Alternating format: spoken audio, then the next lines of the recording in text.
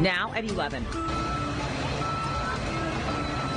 A 3-alarm fire destroys the T-shirt factory at the Virginia Beach oceanfront. 2 structures have already collapsed.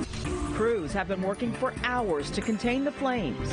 All afternoon, firefighters have not only been battling the flames, but also the heat. I'll have a check on their progress. The smoke sending beachgoers running.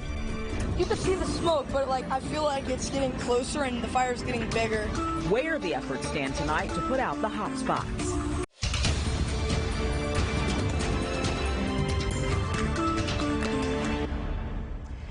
We began at 11 with breaking news in Virginia Beach. Firefighters have spent the last 6 hours trying to put out this 3-alarm fire at the oceanfront. It started at the T-shirt factory on Atlantic Avenue at around 5:30. And tonight we are getting a closer look at the damage from above. You can see the flames have since spread to at least one neighboring business there. Thanks for staying up. I'm Nicole Livas.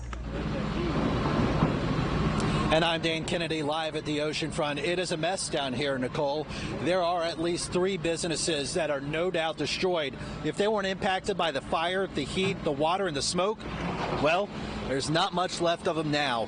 Fire crews have brought 2 excavators out here within the last hour, and what they're doing is they're trying to dig their way closer to the fire. In fact, we've watched as they've been digging their way into these buildings, and then we see more flames emerge. So then they get in a little closer with their fire hoses, and they attack more flames as they arise.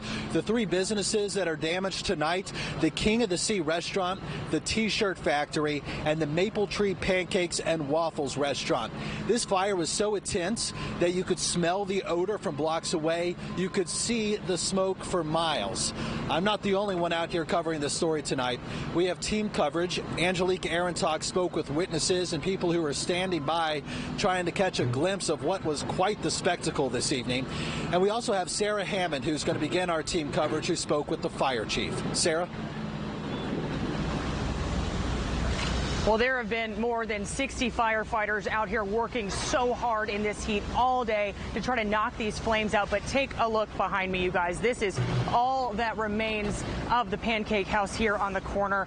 When we got here around 6:30, smoke had overwhelmed the area. It has gotten much better in the hours since, but a while ago, we went up to the top of a nearby parking garage to look down below at their progress.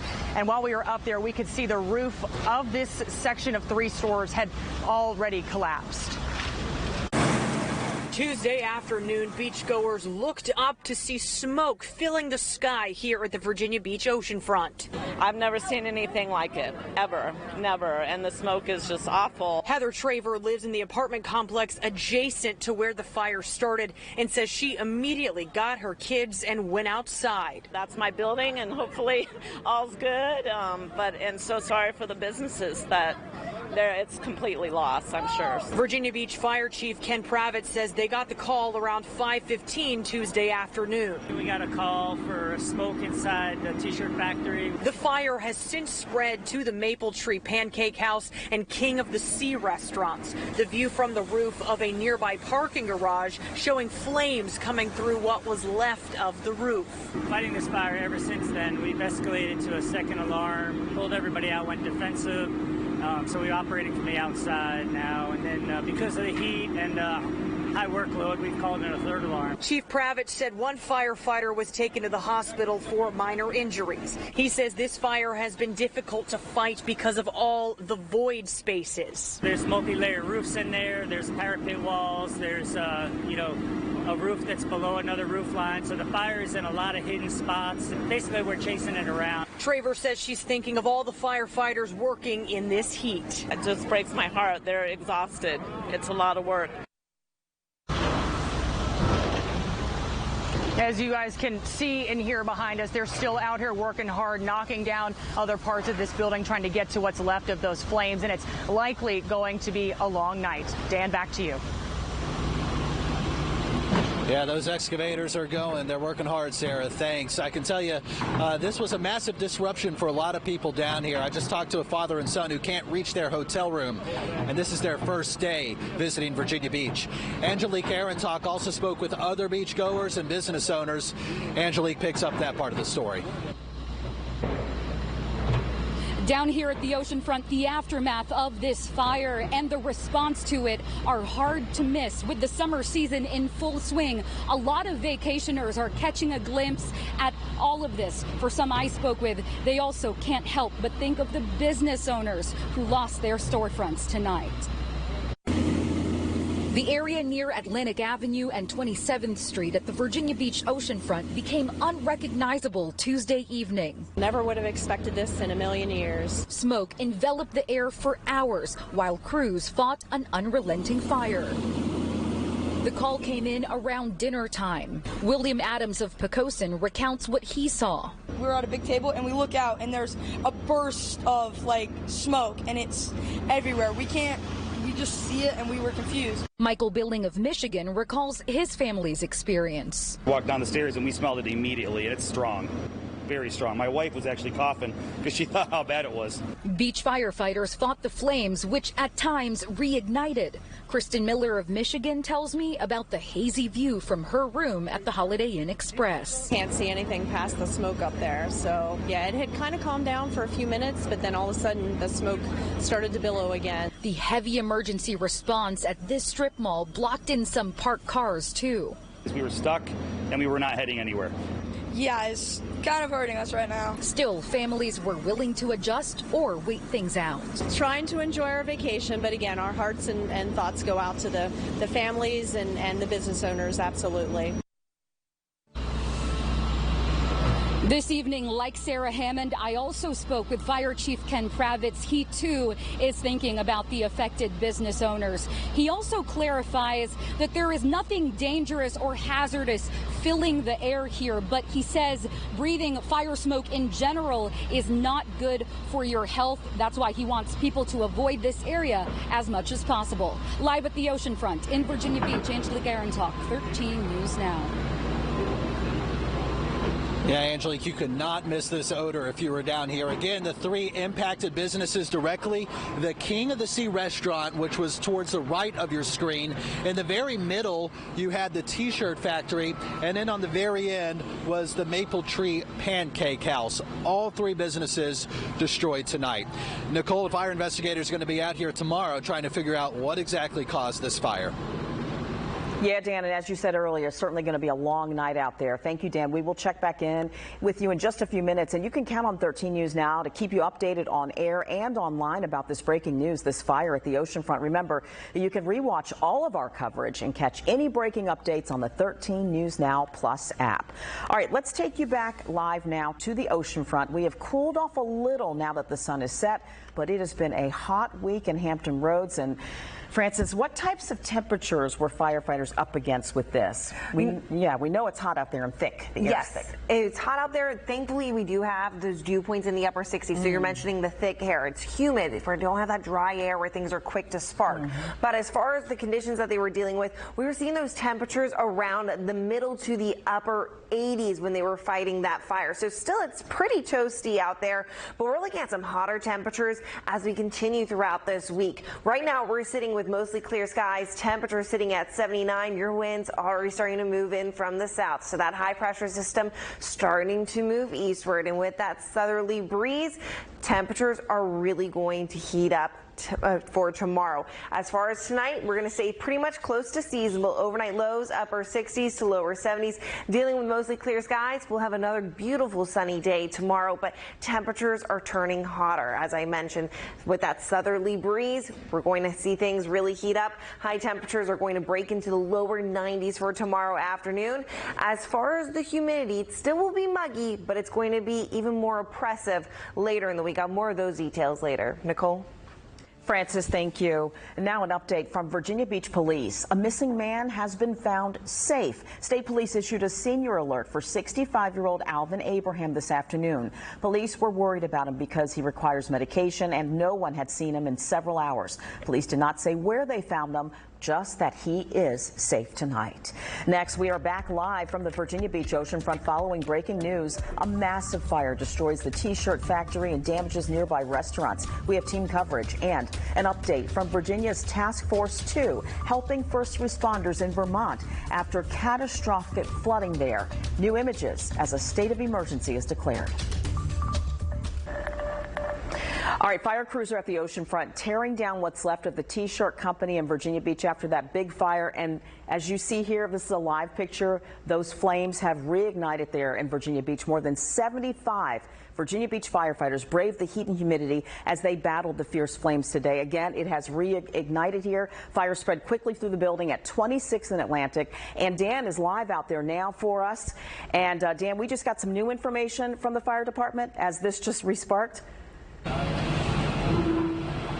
Yeah, and you mentioned that reignition of the flames. So basically, I mentioned the excavators in my last hit so they can dig their way closer to the fire, and it's allowing them to get closer to these pockets of flames that they are finding, and then they're able to douse those flames with their hoses. This has been a monster fire for these fire crews to fight ever since it first started around 5:15. So here we are going exactly 6 hours later, and they're still working to attack some very large flames that you see here.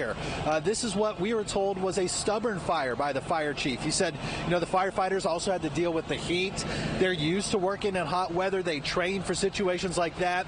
When the sun went down, it kind of made things a little easier.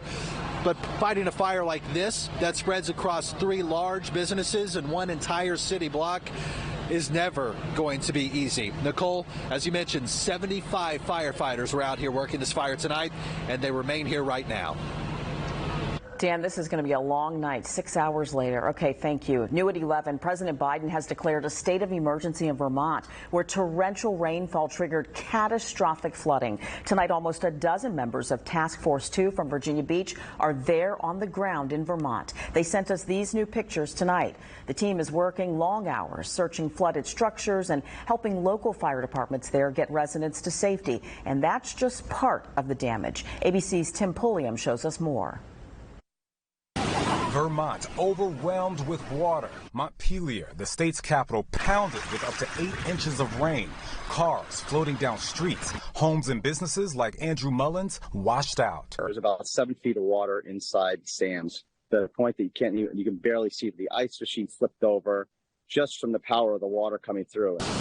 Vermont's Winooski River cresting at just over 21 feet, the highest since 1927, now threatening a breach of the Wrightsville Dam. The rain washed away the earth underneath this railroad track. Families inundated with water forced to evacuate. Paula Schwartz and her family left before the water rose in the ski town of Ludlow. Her neighbor forced a kayak to her home to check on it. My next door neighbor, they're in the house and they can't get out. Crews rescuing more than 100 people, taking them to dry land.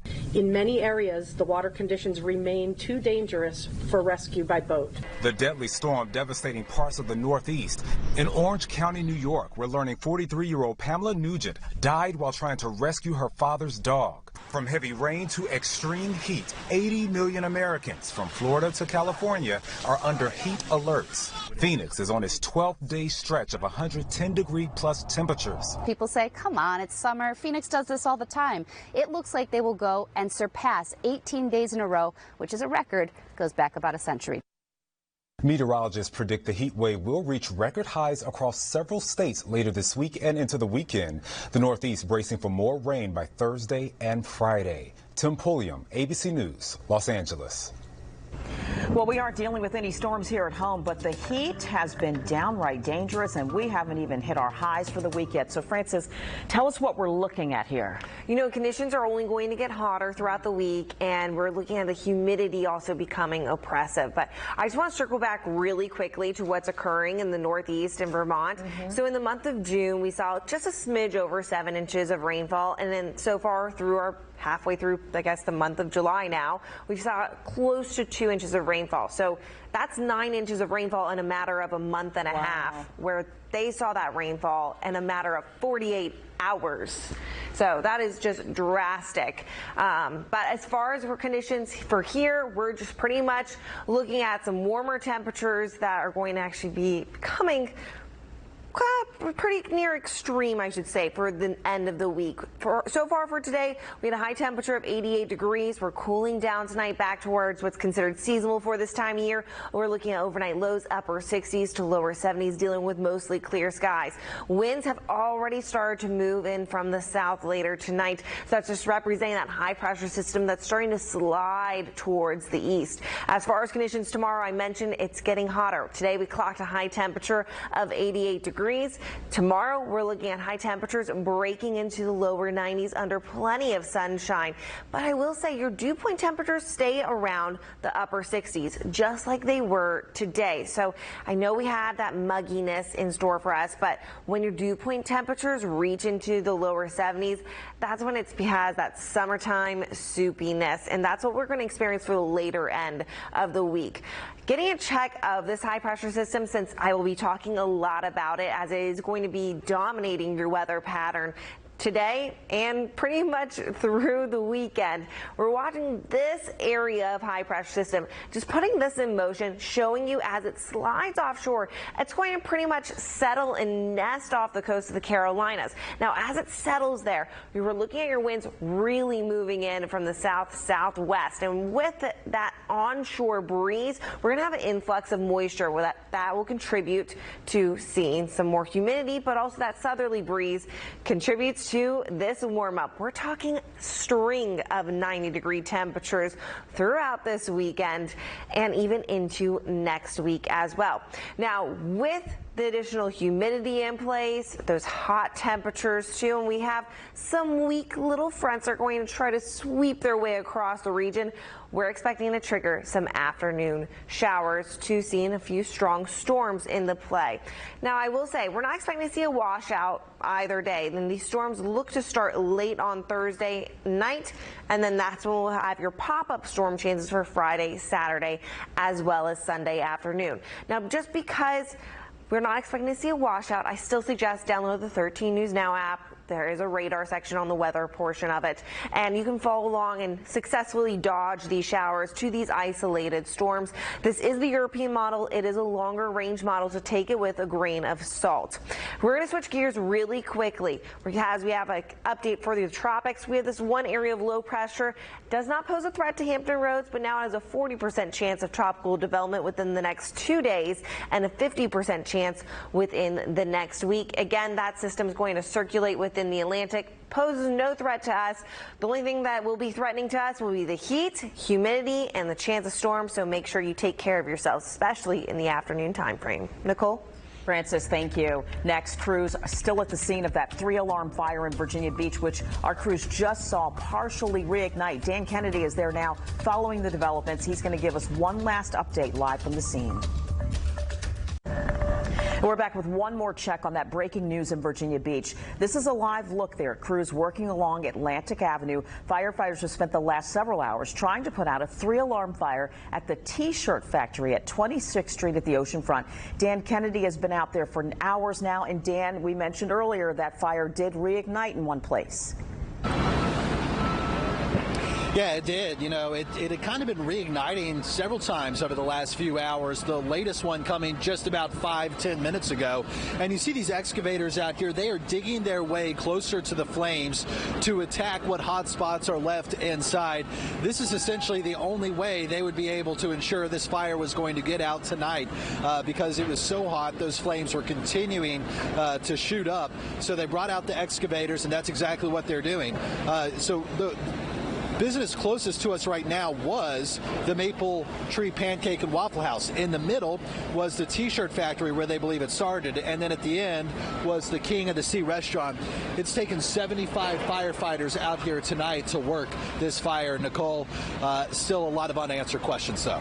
Yeah, Dan, and I know there's a hotel near there, the Hyatt House, I believe, and you said you spoke to someone who's visiting town. This was their first night. They couldn't get in their room. Any update on that? Yeah, you know, you feel so bad for this father and son, Nicole. It was their first night visiting Virginia Beach. So the Hyatts over here, they were actually staying at the hotel on this side, and they were asking us, when do you think we'll be able to get in our room? We don't have that answer. Firefighters likely to be out here throughout the night, and Nicole, the fire investigator, is going to be out here in the morning trying to answer the question of what started this blaze. A lot of people are going to want answers because this is impacting not just buildings, but livelihoods too. That's for sure. Certainly going to be a long night, a lot of work to be done yet. Thank you, Dan. Once again, you can count on 13 News Now to bring you breaking updates on air, online, and on our streaming app, 13 News Now Plus. When we come back, a Washington Commanders player making a stop in the beach. Find out why linebacker Jamin Davis was at Oceana and how it was very personal to him.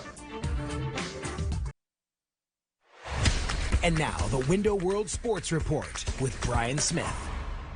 NAS Oceana had a special visitor today. It had to do with football, but as 13 Sports anchor Julia Haskins tells us, the guest really could relate with the military families as they were, as well as their children.